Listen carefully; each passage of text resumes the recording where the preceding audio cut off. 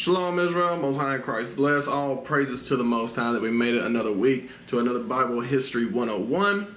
And what we're going to do this week, as you can see by the title, we're going into the final days of Elisha, and not long after that, the northern kingdom falls. So we're going to go ahead and read that and skip over the Judite sections, and then next week we're going to go back and do, all the Judite kings that we missed, plus what comes after them. So it'll probably be 3 weeks straight of Judite kings. But anyway, let's get into it because, again, we're going into the fall of the northern kingdom of Israel, all right? And it's not like it's a sudden thing. It has been a gradual thing since its inception, even from Jeroboam. It was founded on wickedness. It was founded on idolatry. So that's how it goes out. It goes, and it goes into the curses before the southern kingdom does. So we're going to get into that. 2 Kings 13, let me just make sure that we're not having any technical difficulties, that everything is coming through clear. I'm not sure if it is or not. Let's see. We're not having any technical difficulties, that everything... It appears everything's alright.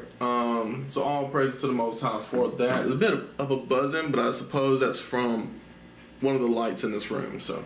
We're going to go ahead and get started in 2 Kings 13, starting with verse 1.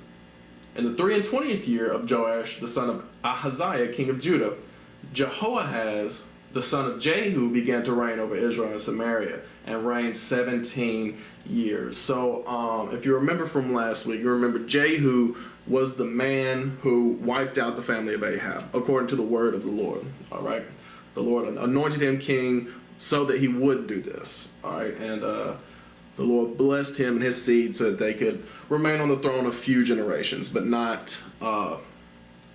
forever, right? He didn't deal with him as he dealt with David, because David actually kept his commandments. Jehu went back to the idols that Jeroboam set up in the first place, all right? And since we're talking about Samaria right here, let's go ahead and pull up the, what do we got here? Maps, here we go. That's what I'm looking for. All right. Where are we at? I like this map now. It's probably my favorite now. It doesn't show the tribal divisions very clearly, but that's because that they weren't very rigid borders. The tribal divisions weren't. Now, once you get into the separation between Northern and Southern Kingdom, you get, a rigid border that they were constantly battling over, the Northern and Southern Kingdom, that is. But back in the days of, like, the judges, or even amongst the Northern Kingdom tribes and the, individually, they would stay in each other's towns, It was very fluid up until the kingdom split, all right? But anyway, here's Samaria. All right, so let's go back.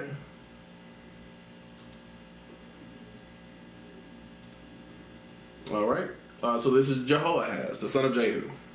And he did that which was evil in the sight of the Lord, and followed the sins of Jeroboam, the son of Nebat, which made Israel to sin. He departed not therefrom.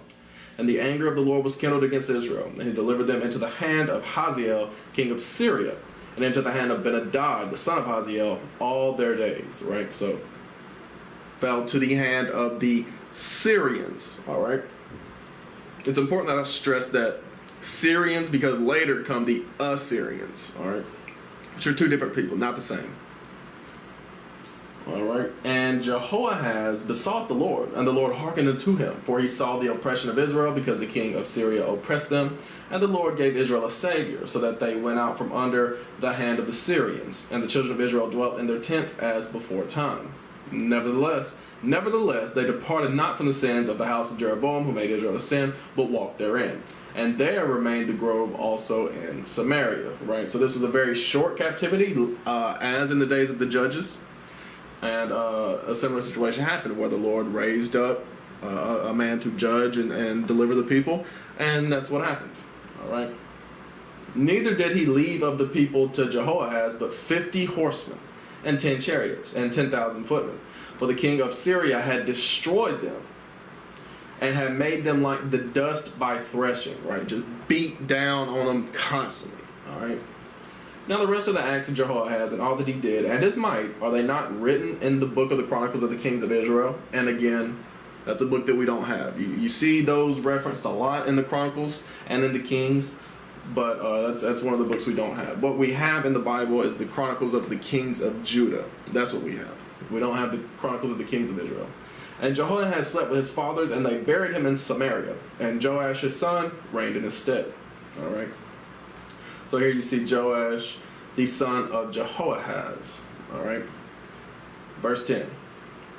In the 37th year of Joash, king of Judah, began Jehoash, the son of Jehoahaz, to reign over Israel and Samaria, and reigned 16 years. And he did that which was evil in the sight of the Lord. He departed not from all the sins of Jeroboam, the son of Nebat, who made Israel to sin, but he walked therein, right? Just like their father and grandfather Jehu. And the rest of the acts of Joash, and all that he did, and his might wherewith he fought against Amaziah, king of Judah, are they not written in the book of the Chronicles of the Kings of Israel? And Joash slept with his fathers, and Jeroboam sat upon his throne. And Joash was buried in Samaria with the kings of Israel. All right, so it didn't even want to mention any of his works. It didn't even want to.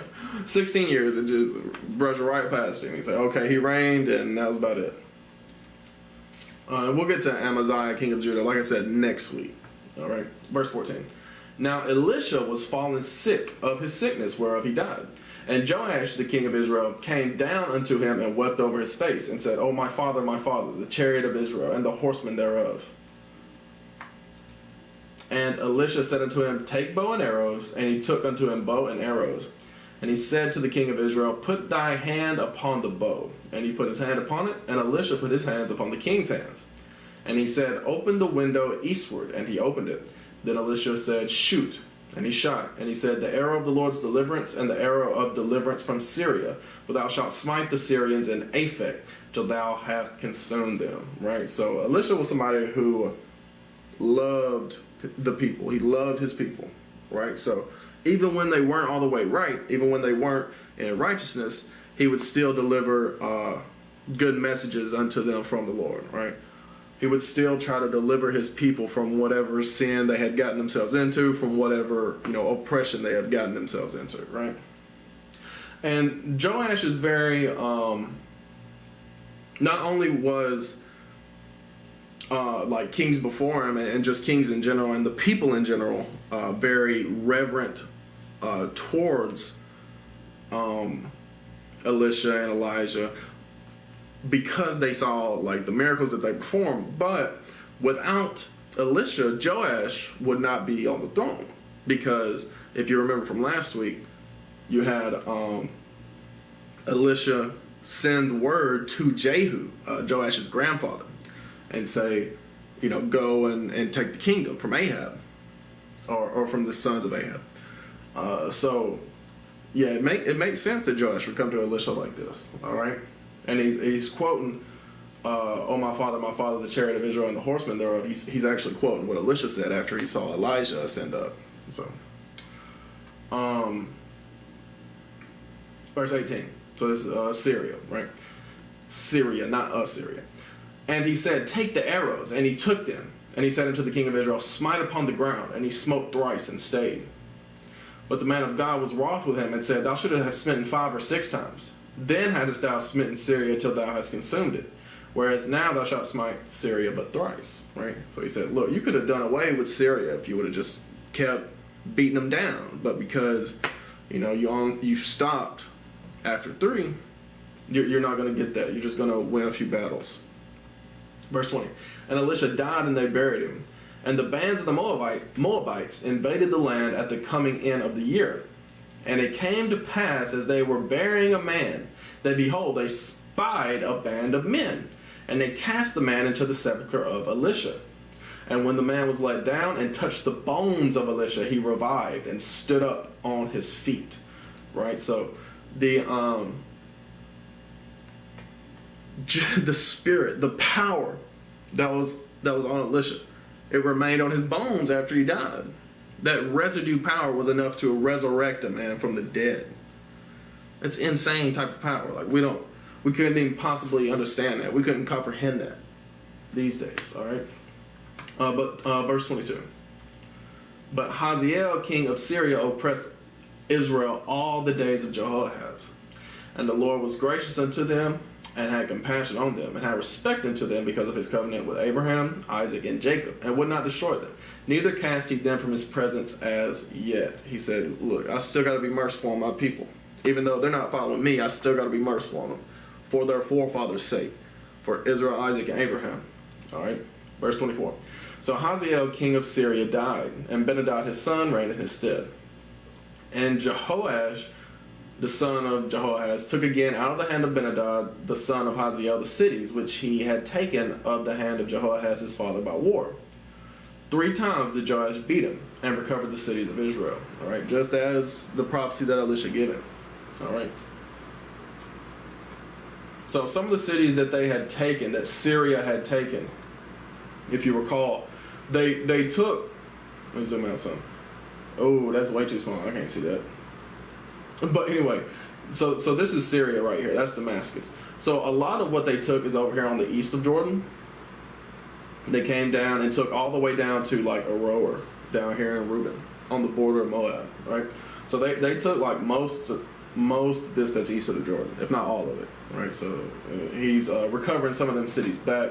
He didn't recover all the cities. He beat him 3 times, right? So I don't know if that's 3 cities or 3 areas or whatever the case may be, but he didn't run them off completely.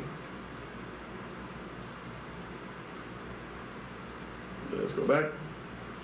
And that's it on this chapter. Let's keep going. We're going to skip over Amaziah. We're going to go back and read him next week.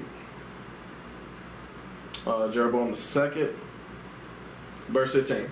Now the rest of the acts of Jehoash, which he did, and his might, and how he fought with Amaziah, king of Judah, are they not written in the book of the Chronicles of the kings of Israel? And Jehoash slept with his fathers, and was buried in Samaria with the kings of Israel. And Jeroboam his son reigned in his stead. All right. So now we're looping all the way back to Jeroboam, right? Of course, this being Jeroboam's son Jehu, and Jeroboam, the first Jeroboam was the son of Nebat. I'll say son of Jehu, great grandson of Jehu. All right. Verse 23. In the 15th year of Amaziah, the son of Joash, king of Judah, Jeroboam, the son of Joash, king of Israel, began to reign in Samaria, and reigned 41 years. All right, so that's a reign that you don't see long reigns like that in the northern kingdom. And he did that which was evil in the sight of the Lord. He departed not from all the sins of Jeroboam, the son of Nebat, who made Israel to sin. He restored the coast of Israel from the entering of Hamath unto the sea of the plain, according to the word of the Lord God of Israel, which he spake by the hand of his servant Jonah, the son of Amittai the prophet, which was of Gath-Hepher. Let's see if Gath-Hepher is on here. Sometimes called Gittah-Hepher. It's, from what I remember, it's in the Zebulun territory. Let's see if I find Gath-Hepher up here.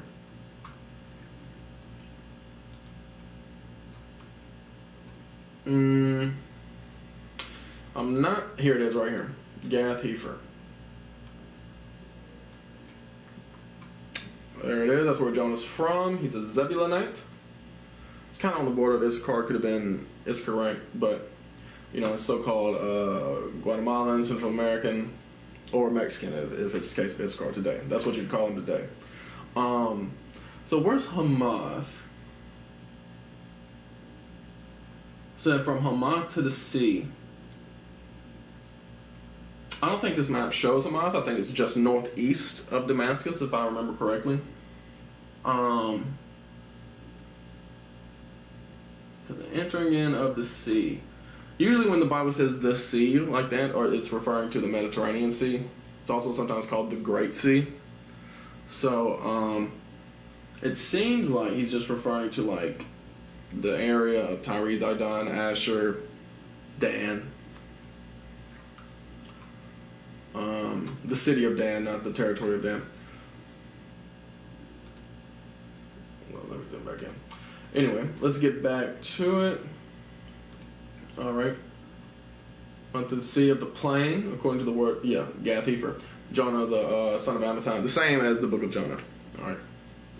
For the Lord saw the affliction of Israel, that it was very bitter. For there was not any shut up, nor any left, nor any helper for Israel, right? Because Elisha had died, so there was no prophet in the land other than like Jonah for this instance, but there was no mighty man to deliver the people.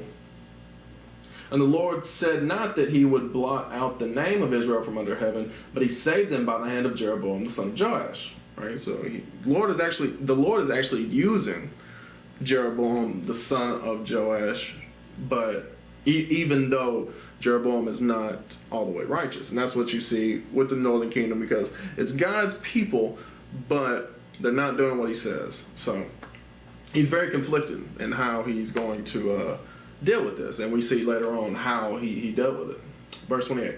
Now the rest of the acts of Jeroboam and all that he did and his might, how he warred and how he recovered Damascus and Hamath, which belonged to Judah for Israel, are they not written in the book of the Chronicles of the kings of Israel? And Jeroboam slept with his fathers, even with the kings of Israel, and Zechariah his son reigned in his stead. All right. And does this talk about Ahaz? No. Okay. So yeah, Syria was warring with Judah a lot as well. So Judah would take cities from Syria. Syria would take cities from Judah. Syria was never our friends. Like, they were always wicked and evil towards us. All right. Even in the days of David, when everybody was,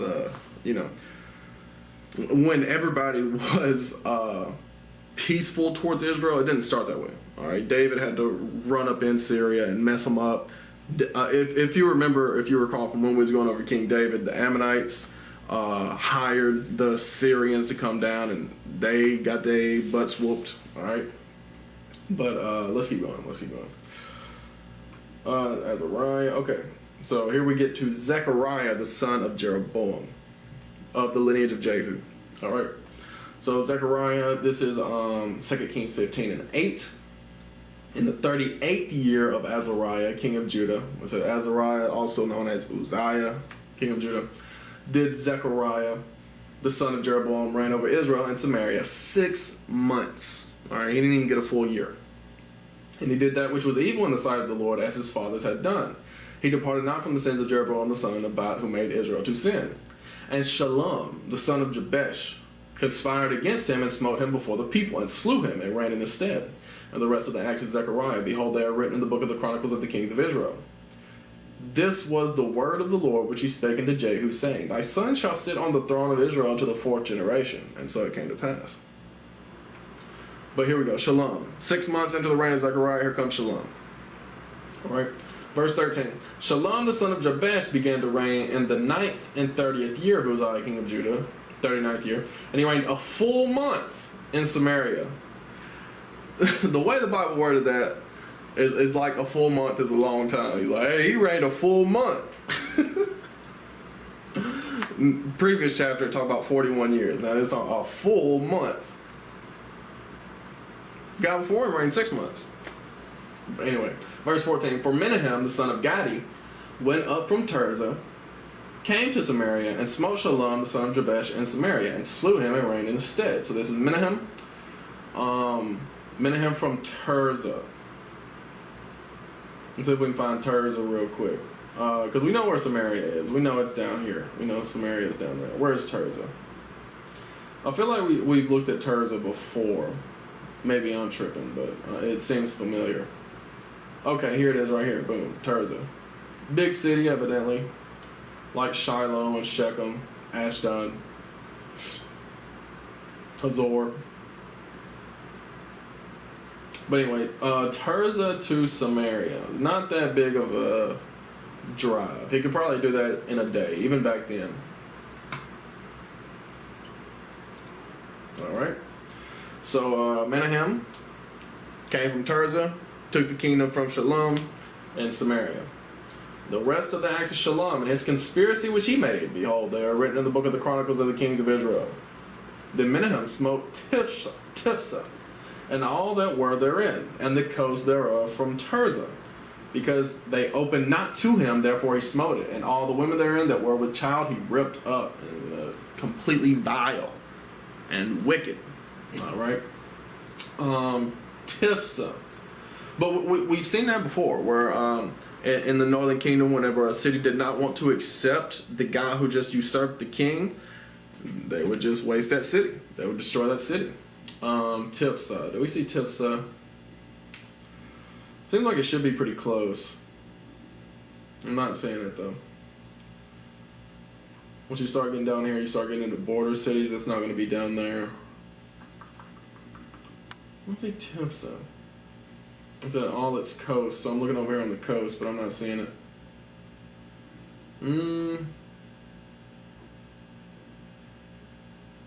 Yeah, I'm not seeing Tifsa. Yeah, maybe I'm just looking over it. Tapua. Yeah, I'm not seeing Tifsa. Unfortunately, it must be a smaller city, or oh, buddy wiped it all off the map. Oh, what's the name? Oh, Menahem. Maybe. I'm not seeing it, so you know he could have wiped it out or whatever. Or maybe not even this map has all the cities. Anyway, let's go back. Well, I'm not seeing it. There's Tishbay. I didn't even look on this side, but I'm still not seeing it. Just looking over here. Anyway. Tifsa. Yes, verse 17. In the 39th year, in the 39th year of Azariah, king of Judah, began Menahem, the son of Gadi, to reign over Israel, and reigned 10 years in Samaria. So he's back to years now, more than a full month. And he did that which was evil in the sight of the Lord. He departed not all his days from the sins of Jeroboam the son of Nebat, who made Israel to sin. All right. Verse 19. And Pul, the king of Assyria, came against the land. Right. So this Tiglath-Pileser the third, I believe. And Menahem gave Pul 1,000 talents of silver, and his hand might be with him to confirm the kingdom in his hand. Yeah. And Menahem exacted the money of Israel, even of all the mighty men of wealth, of each man 50 shekels of silver, to give to the king of Assyria. So the king of Assyria turned back and stayed not there in the land. Right. So here come Pul and his army. He said, "Look, we're ready to take over." Menahem said, "No, please don't do that, no," and started giving him all this money. All right. Taxed the people and said, "Hey, give your money to Assyria." Verse 21. And the rest of the acts of Menahem and all that he did, are they not written in the book of the Chronicles of the Kings of Israel? And Menahem slept with his fathers, and Pekahiah his son reigned in his stead. In the 50th year of Azariah, king of Judah, Pekahiah the son of Menahem began to reign over Israel and Samaria, and reigned 2 years. And he did that which was evil in the sight of the Lord. He departed not from the sins of Jeroboam the son of Nebat, who made Israel to sin.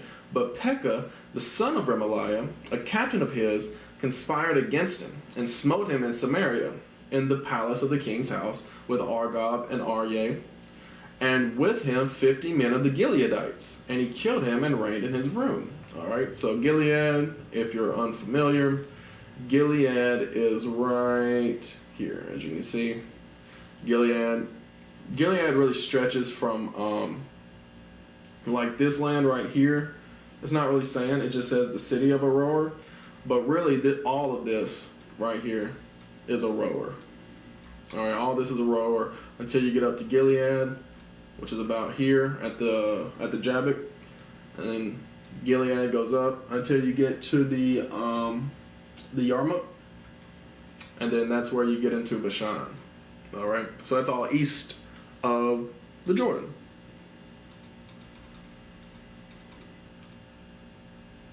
Never. All right. The Gileadites, and he killed him and reigned in his room. Verse 26. And the rest of the acts of Pekahiah and all that he did, behold, they are written in the book of the Chronicles of the Kings of Israel. All right. Verse 27. In the 52nd year of Azariah, king of Judah, Pekah, the son of Remaliah, began to reign over Israel and Samaria, and reigned 20 years. And he did that which was evil in the sight of the Lord. He departed not from the sins of Jeroboam the son of Nebat, who made Israel sin. All right. And Pekah here, as I said, he reigned twice as long as Menahem. All right. So that's the longest reign since Jeroboam. Right. Yeah, because Zechariah reigned 6 months. Shalom only reigned a month. Menahem reigned 10 years. Pekahiah, the son of Menahem, reigned 2 years. And Pekah, the son of Remaliah, is said reigned 20 years. Verse 29. In the days of Pekah, king of Israel, came Tiglath-Pileser, king of Assyria. Right, so this might be Tiglath-Pileser the third, and Pul might be the second. All right, I have to look into that. We'll get into more of the kings of Assyria whenever we, get into that lesson. And took Iyam and Abel-Beth-Maacah and Genoa and Kadesh and Hazor and Gilead and Galilee, all the land of Naphtali, and carried them captive to Assyria. All right, so this is the first wave of Assyrians taking Israelites. All right, in the days of Pekah, this was the first wave. Verse 30. And Hoshea, the son of Elah, made a conspiracy against Pekah, the son of Remaliah, and smote him and slew him, and reigned in his stead, in the 20th year of Jotham, the son of Uzziah. All right, so Jotham being the son of Uzziah, the same as Azariah, as you see here. All right. Hoshea is the last king of the northern kingdom, and we're about to read about him. All right. He overthrew him. This chapter, and it's similar to a chapter in 1 Kings that we read that first mentions Omri and Ahab, and it just shows how it's some real Middle Ages type, Game of Thrones type. You got one king reigning, and then here comes another one with his battle, with his conspiracy against him, kills him, reigns on his throne, and then here comes another one with a different revolt, right? And it just went on like that for hundreds of years. The rest of the acts of Pekah and all he did, behold, they are written in the book of the Chronicles of the Kings of Israel, right? So we're gonna skip over. We're going to skip over Uzziah and Jotham. We're going to come back to them at some point. Amaziah.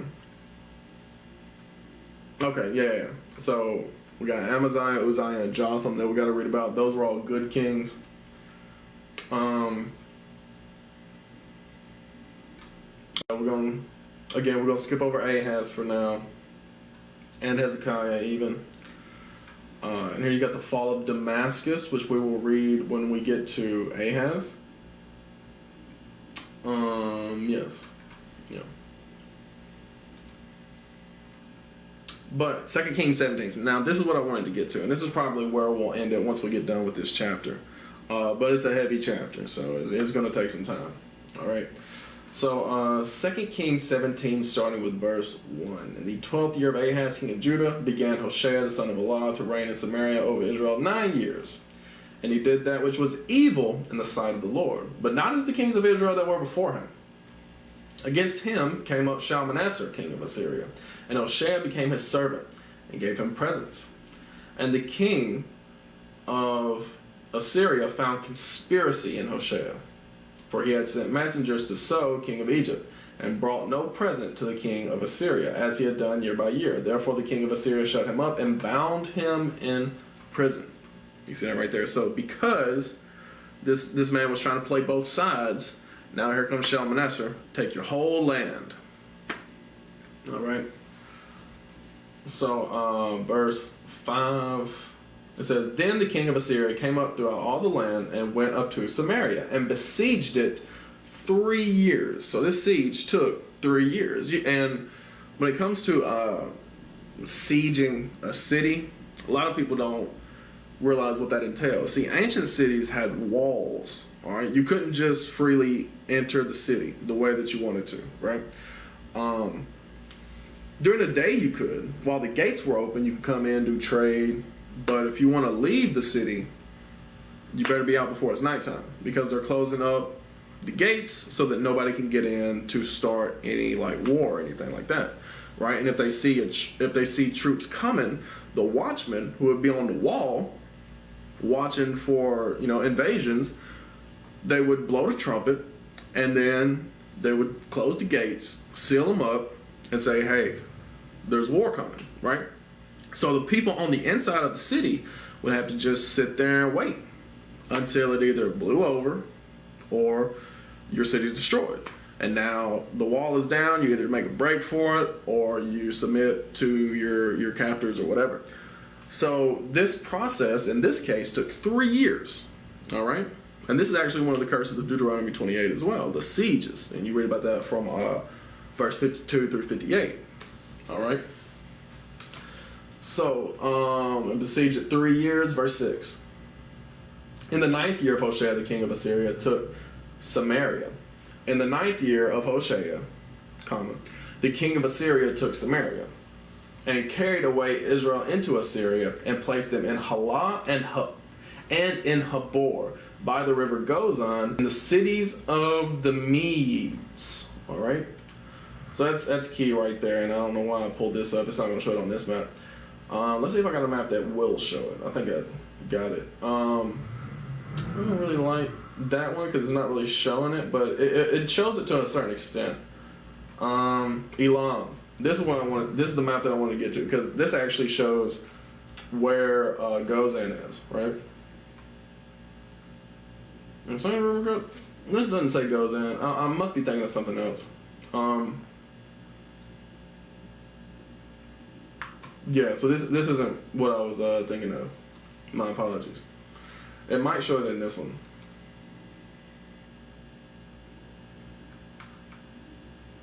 And Susa, that Shushan and other areas. Yeah, it's not showing it. The river Gozan is a tributary off of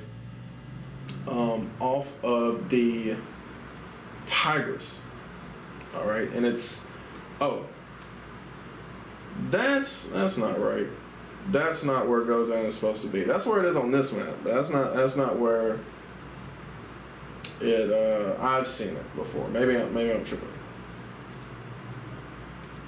Okay, so in Halah and in Habor by the river Gozan in the cities of the Medes. Though that does make sense. This is Median territory up here. Like all this is Median territory.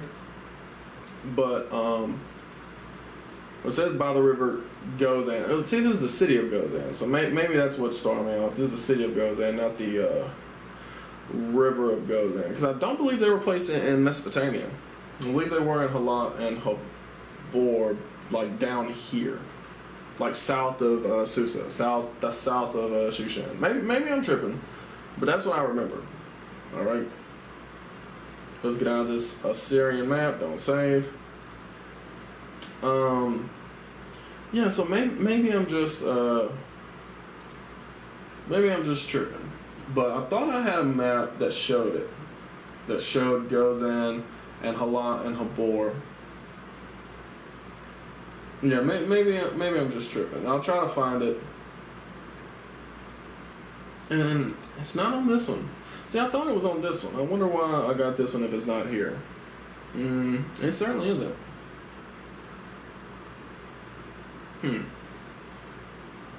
That's interesting. But yeah, from what I remember, the river Gozan is a tributary that heads this way, and it's around right in there, in the south of Elam, in the south of Iran.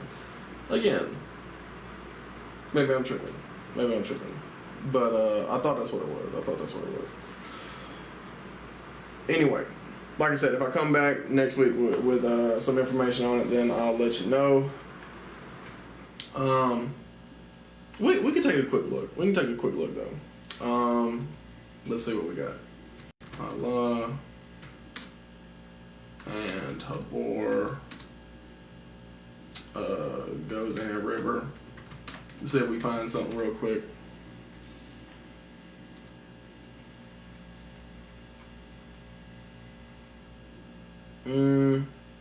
Gozan, Sikon.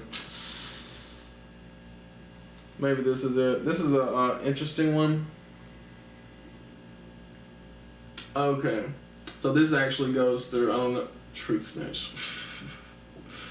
Okay.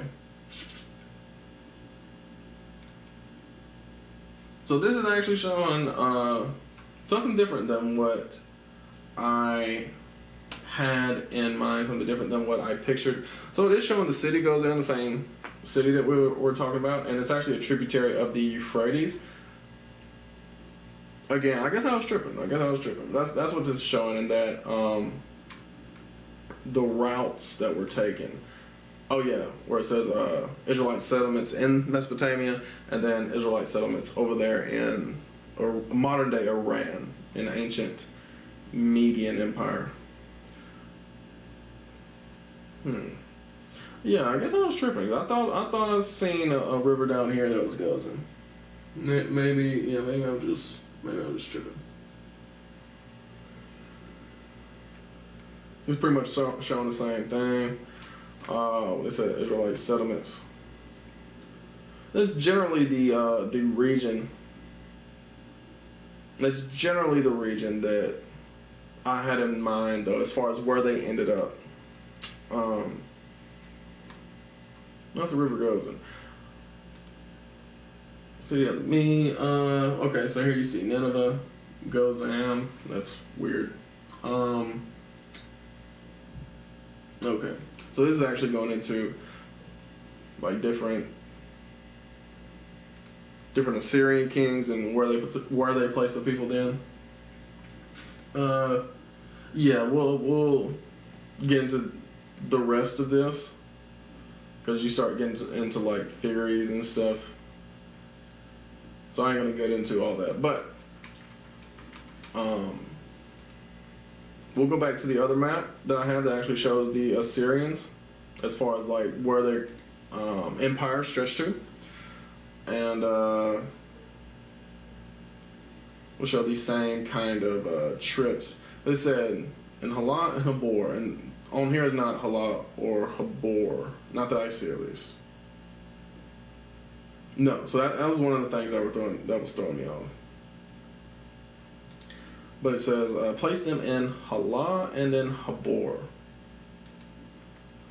It said, by the river Gozan and in the city of the Medes. Right? So, not that Gozan was the city of the Medes, but that he placed them to the city of the Medes. Right? We don't see anything that specifies Medes anywhere, but where is my thing? Here it goes.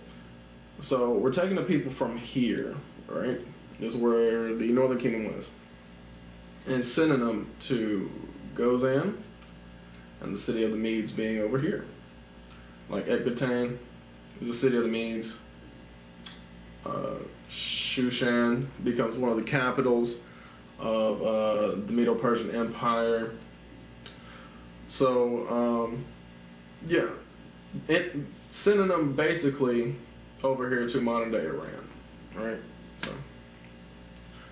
I had the same destination. I guess I just didn't know how we got there. Anyway, let's get back. 7. For so it was that the children of Israel had sinned against the Lord their God, which had brought them up out of the land of Egypt, from under the hand of Pharaoh, king of Egypt, and had feared other gods. Alright? So, that tells you right there, that was the root of our problem. Still to this day, that's the root of our problem. Serving other gods besides the Lord God of Israel. Alright? The God of our fathers. Alright?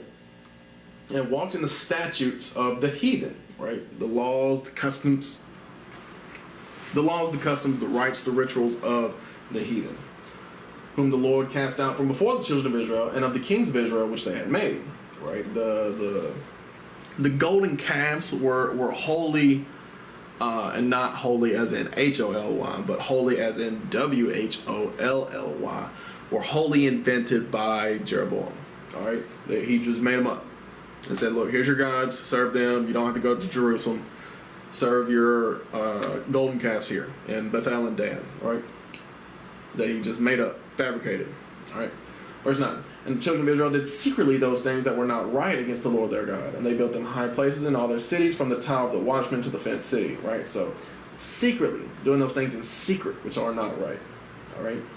And they set them up images and groves in every high hill and under every green tree, and there they burnt incense in all the high places, as did the heathen whom the Lord carried away from before them, and wrought wicked things to provoke the Lord to anger. For they served idols, whereof the Lord had said unto them, Ye shall not do this thing. Alright, other religions. God hates religions. Alright, take that up to the modern day. He hates your Christianity, he hates your Islam. You say you're serving him, you're not. Alright, he hates your Judaism, he hates all that stuff. Alright, just stop making it overcomplicated and following traditions of men. Just do what the Bible says to do. That's all you gotta do. Alright? Verse 13. Yet the Lord testified against Israel and against Judah by all the prophets and by all the seers, saying, Turn ye from your evil ways, and keep my commandments and my statutes, according to all the law which I commanded your fathers, and which I sent to you by my servants the prophets. See, that's all he wants. Is to turn from evil, keep his commandments. Which commandments? The ones that he delivered by his servants the prophets, like Moses. Alright? Later on, obviously, Christ is the most pertinent example. Alright? Verse 14. Notwithstanding, they would not hear, but hardened their necks, like to the neck of their fathers, that did not believe in the Lord their God. Right? They provoked the Lord to anger, as we did in the wilderness. Right?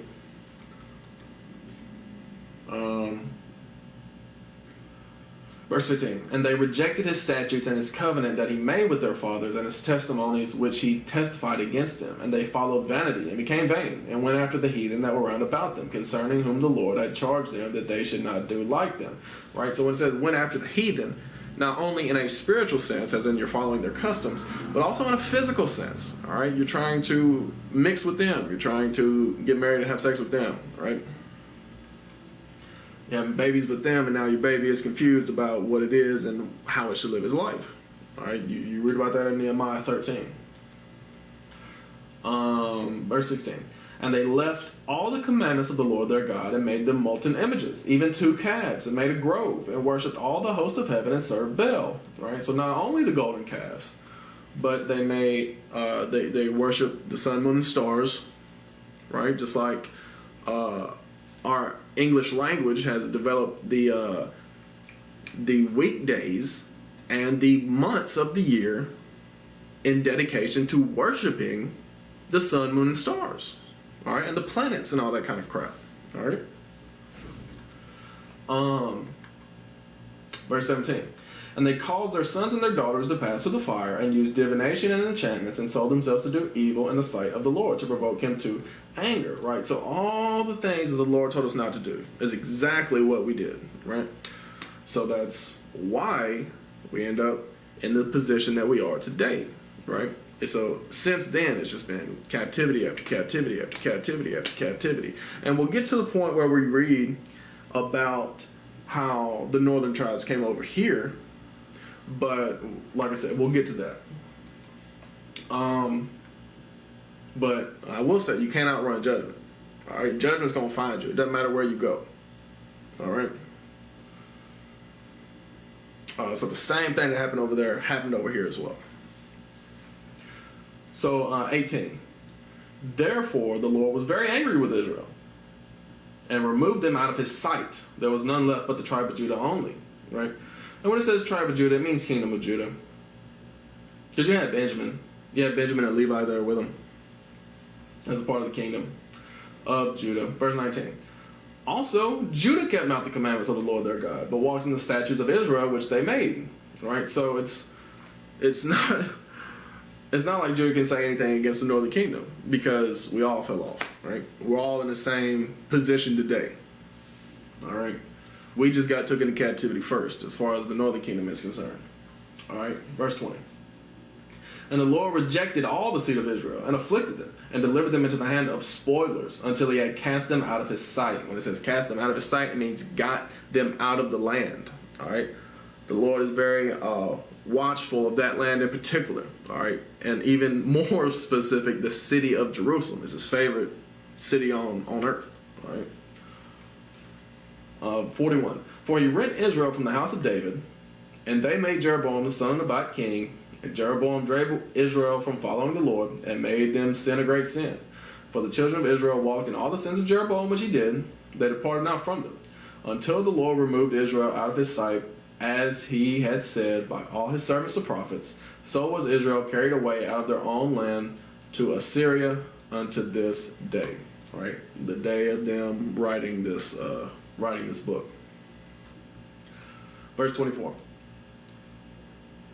And the king of Assyria brought men from Babylon, and from Cutha, and from Ava, and from Hamath, and from Sepharvaim, and placed them in the cities of Samaria instead of the children of Israel. And they possessed Samaria, and dwelt in the cities thereof. Alright, so you see that. So when the Assyrians took us from the land, they placed heathen in the land. Alright? That land does not go unoccupied for long. Alright? If the Israelites aren't there, here's somebody else moving in. Alright? And your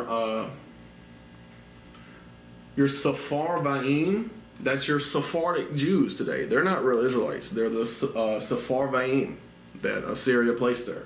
Alright? And so it was at the beginning of their dwelling there that they feared not the Lord. Therefore the Lord sent lions among them, which slew some of them. Wherefore they spake to the king of Assyria, saying, The nations which thou hast removed and placed in the cities of Samaria know not the manner of the God of the land. Therefore he hath sent lions among them, and behold, they slay them, because they know not the manner of the God of the land. They're like, so these heathen, of course, thinking like heathen, they're thinking like, there's a different God for each land that you go to, that you visit, right? So they're like, oh, we'll just worship this God too with our other pantheon of gods that we got, and he'll be appeased, right? He'll stop sending the lions to kill us. Verse 27. Then the king of Assyria commanded, saying, Carry thither one of the priests whom you brought from thence, and let them go and dwell there, and let him teach the manner of the God of the land. Then one of the priests whom they carried away from Samaria came and dwelt in Bethel, and taught them how they should fear the Lord. So, right, so this is one of the priests that Jeroboam had set up back in the day, as in not a Levite priest. This is a Northern Kingdom priest that, you know, maybe he has a lineage of a priesthood from who Jeroboam set up, but he is not a priest that was ordained by God. All right. And it did mention Bethel, so I'll point that out on the map. Bethel, where are we at? You're down in here somewhere. Where are you at? Can't even see that really. I need some glasses, what I need. Bethel, where you at? I know you're down here. There's Bethel Beth. Yep. I don't know why they call it Bethel Beth, but that's it. It's right there between Ephraim and Benjamin. Alright. So let's go back. Alright. 29. Howbeit every nation made gods of their own, and put them in the houses of the high places which the Samaritans had made, every nation in their cities wherein they dwelt. And the men of Babylon made Succoth-Benoth, and the men of Cuth made Nergal, and the men of Hamath made Ashima, and the Avites made Nebaz and Tartak, and the Sepharvites burnt their children in fire to Adrammelech and Anamelech, the gods of Sepharvaim. Alright, so Adrammelech means King Adram, and Anamelech means King Anam. As far as all these people, all these different, cities in the realm of Assyria. Let's see if I got that on here. The map of Assyria. Do we got all these cities? I don't think so, but maybe. We see Hamath up here, north of Damascus. Who else did it say? Obviously it said Babylon, and Babylon's down here. Cutha is, as you see, right east of Babylon. Who else did it say? It said Sepharvaim, but it also said, not Arpad, it was something else. It said the Avites. Hamath. Avites. Yeah, Avites. Who are the Avites again? Ava. From Ava. naturally. Let's go Ava. Where's Ava? Do we see that on the map anywhere? I do not. I don't know, it's a Jeb and them.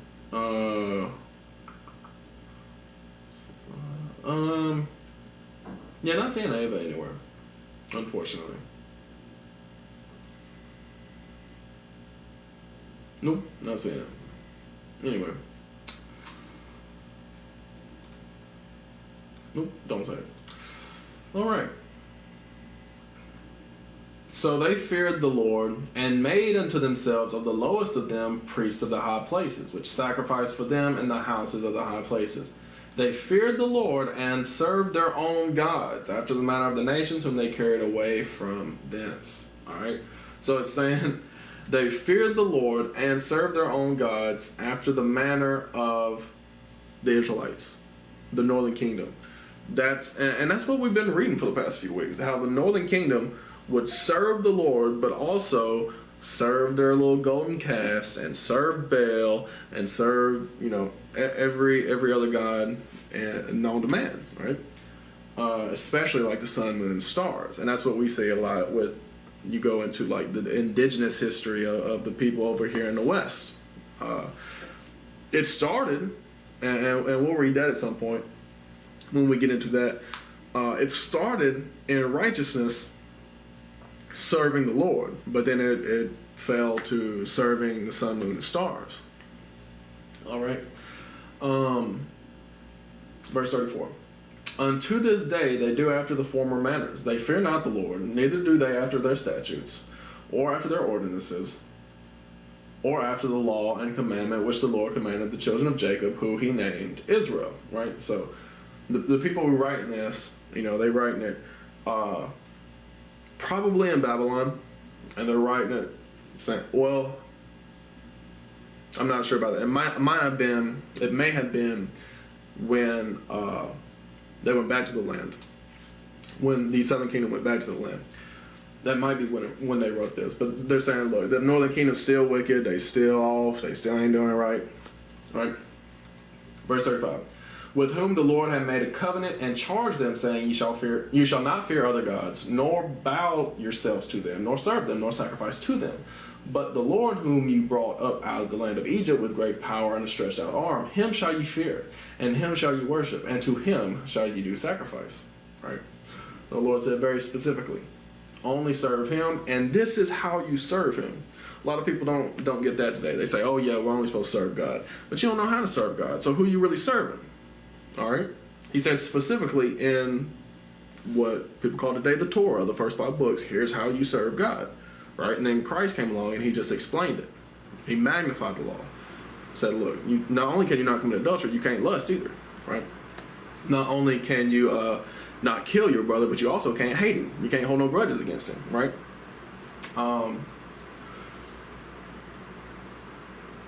Verse 37, and the statutes and the ordinances and the law and the commandment which he wrote for you, ye shall observe to do forevermore.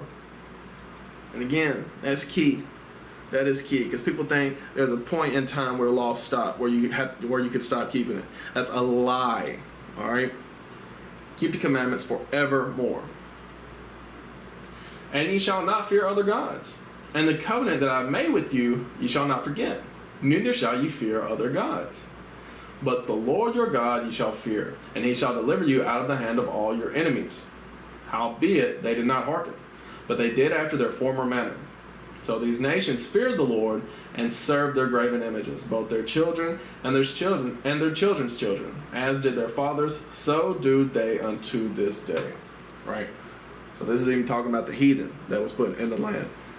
They ain't serve God either. Alright? So, with that, I hope y'all learned something, because next week we're going to double back, and we're going to go through Amaziah, Uzziah, Jotham, and probably Ahaz, maybe even Hezekiah.